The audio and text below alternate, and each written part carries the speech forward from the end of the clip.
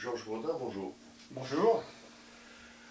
Un grand mouvement d'ampleur nationale et spontané, suscité par l'augmentation du gasoil, est annoncé pour le 17 novembre. Tout à fait. Ce mouvement s'accompagne d'un appel à la grève des consommateurs. Oui. Or, vous avez écrit un livre en 2015 intitulé « Sabotage ». Votre livre est-il prémonitoire? Alors effectivement, le sous-titre de ce livre, c'est « Sabotage, appel à la grève des consommateurs ». Donc dès 2015, j'appelais à la grève des consommateurs. Alors comment? Et pourquoi ces deux articulations, sabotage et appel à la grève des consommateurs? L'idée de sabotage vient d'une réflexion qui consiste à dire comment sortir de ce système décadent sur tous les domaines, économique, sociologie, éducation nationale, sécurité, mode train de vie, niveau de vie, cohésion sociale. Tout se dégrade de plus en plus. Comment sortir? Et il apparaît qu'on ne sortira pas par un système normal,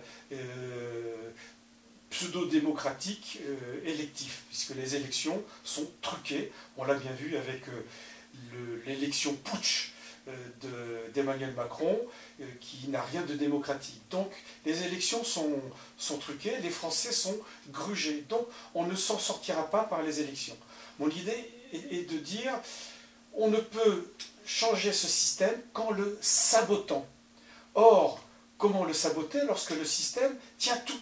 Il tient les médias, il tient l'école, il tient les syndicats, il tient les partis politiques, tous les partis politiques, y compris l'opposition, qu'il y a un jeu de rôle. Donc comment sortir de ça, si ce n'est à travers un changement profond, radical, qui passe par la grève des consommateurs. Je ne vois pas d'autre issue pour changer ce système corrompu, décadent, que l'appel à la grève des consommateurs, auquel effectivement, je faisais appel dès 2015. Donc effectivement, mon livre est bien sous-titré « À l'appel à la grève des consommateurs ». Donc je ne peux que me réjouir que le mouvement du 17 novembre s'accompagne de cet appel à la grève de la consommation.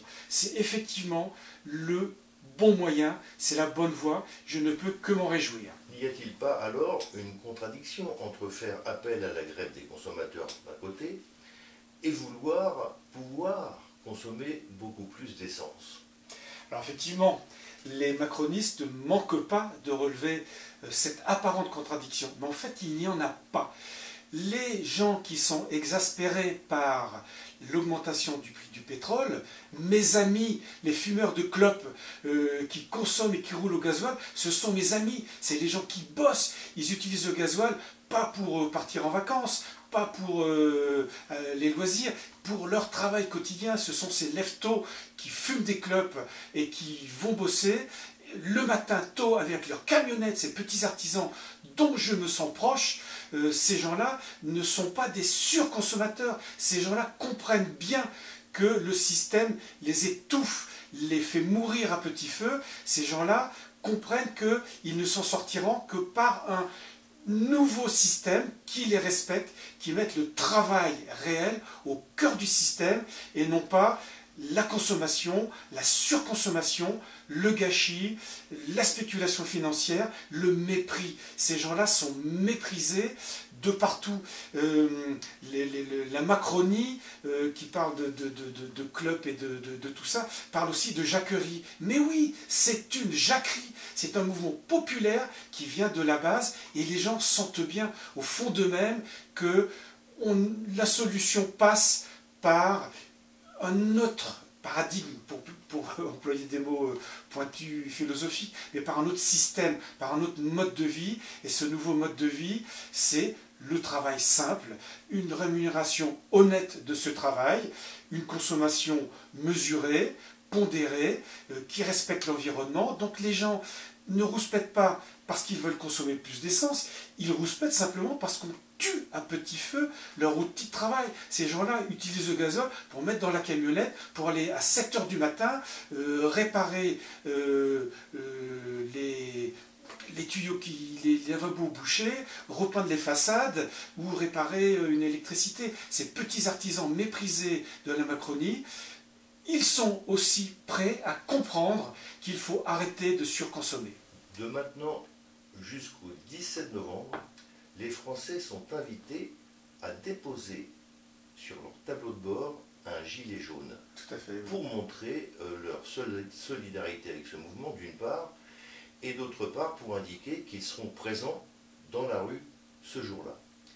Est-ce que vous ne voyez pas là un parallèle avec le mouvement des bonnets rouges qui a touché la région Bretagne il y a peu de temps?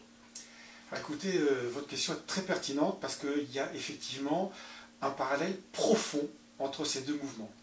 D'abord, c'est un mouvement, ce sont deux mouvements spontanés qui dépassent, enfin qui sont sortis en dehors des institutions, y compris des institutions d'opposition. Pas de syndicats, pas de parti politique, pas de parti d'opposition. Le peuple breton ne voulait pas de ces portiques de péage sur leurs autoroutes. Et ils ont saboté les portiques. Rappelez-nous, il y a eu, c'est assez violent, ils se sont frottés au CRS lorsqu'ils démontaient ces péages, ces portiques.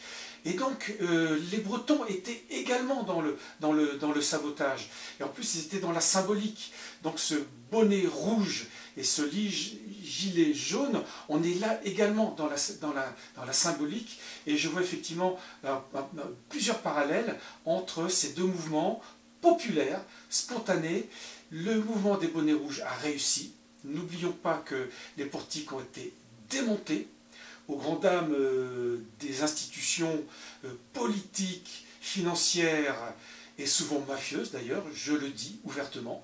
Je souhaite que ce mouvement des gilets jaunes ait le même succès en s'opposant, en amenant le gouvernement à abandonner toutes ces réformes qui écrasent le peuple. Alors oui, effectivement, je souhaite au mouvement des Gilets jaunes le même succès que celui des bonnets rouges.